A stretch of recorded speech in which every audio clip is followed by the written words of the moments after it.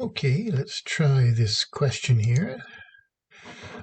It says they give us this function here, and they tell us we're looking at a picture, but they give us the formula for it, the general formula for a hyperbola, a over x minus p plus q, and it's sketched below.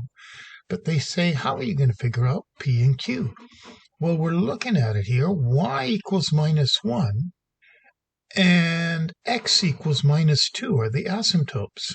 Well, if you know how to read a parabola, or rather a hyperbola, whatever that number is, that is the horizontal asymptote and the opposite of that number. So this would actually be x plus 2, but if that's minus 2, p is minus 2, has to be the value of p, because that would make the place where you can't go.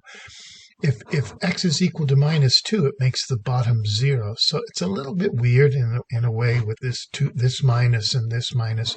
But p must be minus 2. That'd be x plus 2, and it'd make this x equals minus 2. Next question, determine the values of a. Well, you know what to do, or you should know what to do. You put in p and q. If you put in minus 1, that'll turn to x plus 2. There's your equation. But you know that y is equal to 2 and x is equal to 0 is a point that fits. You look for a point that's on the function and you just substitute it in. I did put the x and the y value, I put it in red so you could see what I was substituting. So you'll add 1, you get 3, you multiply across, a is equal to 6. So now we know it's 6 over x plus 2 minus 1.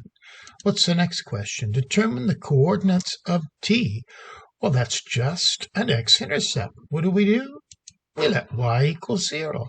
And it's 6 over x plus 2 minus 1. We add 1, we multiply by x plus 2, we subtract 1. That's 4 and 0. T is 4 and 0. And there was just one more question. It says y equals minus x plus k is an axis of symmetry of f. So that means it's going through here, the axis of symmetry, and it goes right through that point. Sorry, going through right through here. It splits this into two, like a mirror, in these two branches of the hyperbola. What is the value of k? So this is what we should do. All we have to do is put the x value of minus 2 and the y value of minus 1. We just substitute it in there.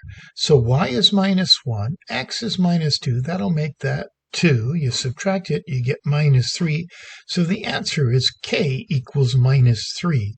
The equation of the axis of symmetry is y equals minus x minus 3. They just said figure out what k is, so you're kind of finished right there. K equals minus 3.